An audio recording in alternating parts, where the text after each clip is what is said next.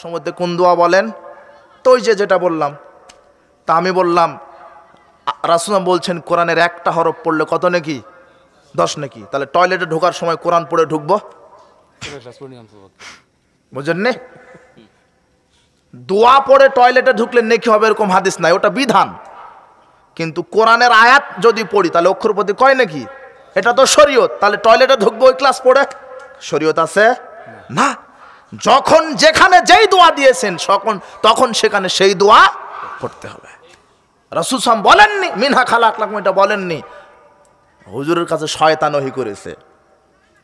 মুহাম্মদ সাল্লাল্লাহু আলাইহি সাল্লামের শরীয়ত চূড়ান্ত, বিসমিল্লাহ বলে মাটি দিবেন, মাটি শেষ, এরপরে দোয়া হবে আল্লাহ মাগফির লাহু ওয়া সাব্বিতু। বলতে থাকেন আল্লাহ মাগফির লাহু ওয়া সাব্বিতু, আল্লাহকে ক্ষমা করো, এ মায়েতকে দৃঢ় রাখো। শেষ শেষ। কবর সম্পর্কে অনেক প্রচলিত শিরক আছে।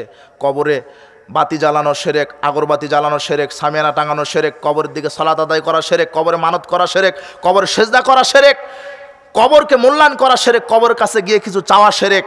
এগুলি কবর থেকে আপনি বিরত থাকেন। কবর অনেক বেদাত আছে।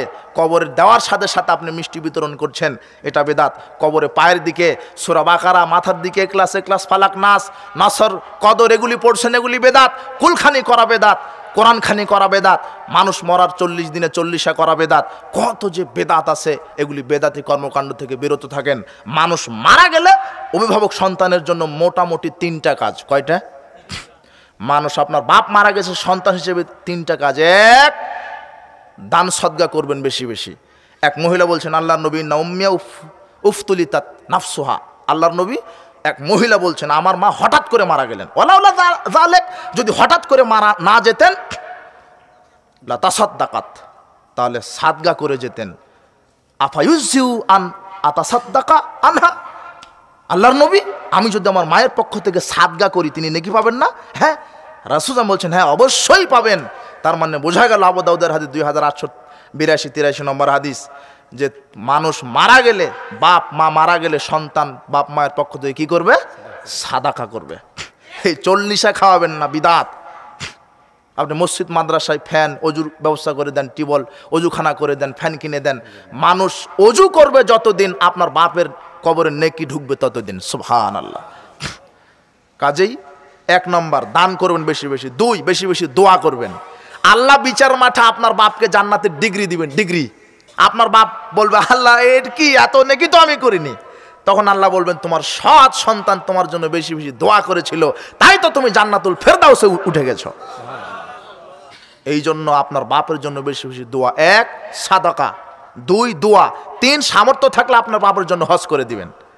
হজ কবুল হলে আপনার বাপ জান্নাত যাবে ইনশাল্লাহ। 3টা, এর বেশি নয় শরীয়ত। বেশি বেশি কি? দোয়া, বেশি বেশি সাদাকা, আর কি সামর্থ্য থাকলে হজ। আল্লাহ সুবহানাহু ওয়া তাআলা আমাদেরকে মৃত্যুর পূর্বে এবং পরে যেগুলি শরীয়ত আছে কোরআন এবং সহিহ সুন্নাহ মোতাবেক আমাদেরকে সেইভাবে শরীয়ত পালন করার তৌফিক দান করুন, আল্লাহুম্মা আমিন।